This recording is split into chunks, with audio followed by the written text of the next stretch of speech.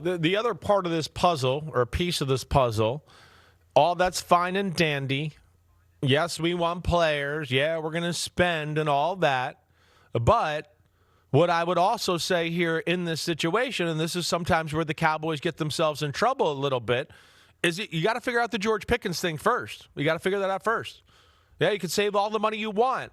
Oh, we got him as a franchise here. I mean, you and I, if I had to bet money, and I think you would be the same way, George Pickens ain't playing on the franchise tag this year. He doesn't seem like that kind of guy. He doesn't seem like the kind of guy that's going to be like, yeah, I'll gamble my whole career and life on this year for you, Mr. Jones. No problem. Yeah, I don't see that happening.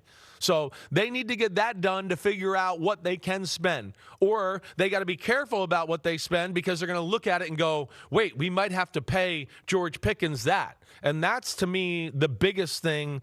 We didn't get to hit on it a lot last week, but that's what we're going to have our eyes on.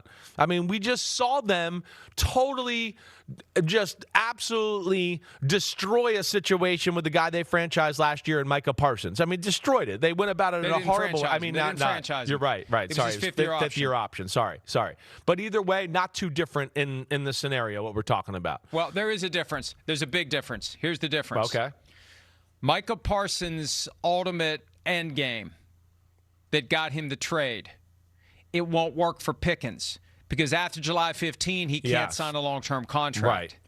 Yes, with that's anyone. A different thing. Yes. If he's traded by the Cowboys late August, like Micah Parsons was, whoever gets him steps into Dallas's shoes with a 27. Now, they could pay him more money. Like if he doesn't show up. Yes. If he doesn't show up and July 15 comes and goes, the one thing that they can do is alter the terms of the one-year contract. Right. Albert Hainsworth had something added in that the Titans wouldn't tag him again if he did X, Y, Z. Lance Briggs had a term like that. We saw Saquon Barkley get Jacobs, more. Right. Like people Josh sprinkle Jacobs, the top. Saquon Barkley, they got, you get a little more money on top of it. That's happened.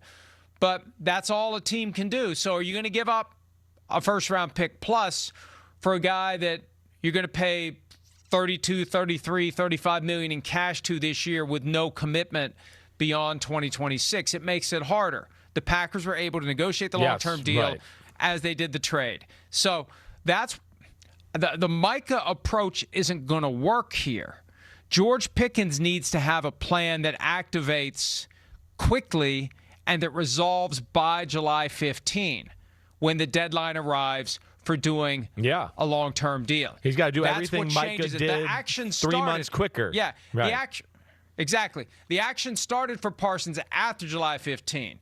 For Pickens, it's all got to be done before July 15. Yeah, well, Micah Parsons tried to be the good team player. He tried to be good to the Cowboys. He tried to be good to Jerry Jones. He tried to meet him without his agent, even though it was against the league rules. He did all of that. He tried to make it work. Then he had to go scorched earth. Yes, that's what I'm. But my bottom line is that we're in a spot here where we're going to be talking about that, and that's going to be hovering over them. But it's just got to come to a head before July 15th. And George Pickens might go scorched earth and go, wait. I'm not coming around to OTAs. I'm not doing any of that. I want my money. And then even if nothing happens and he's franchised, you're going to get a disgruntled George Pickens going into the season.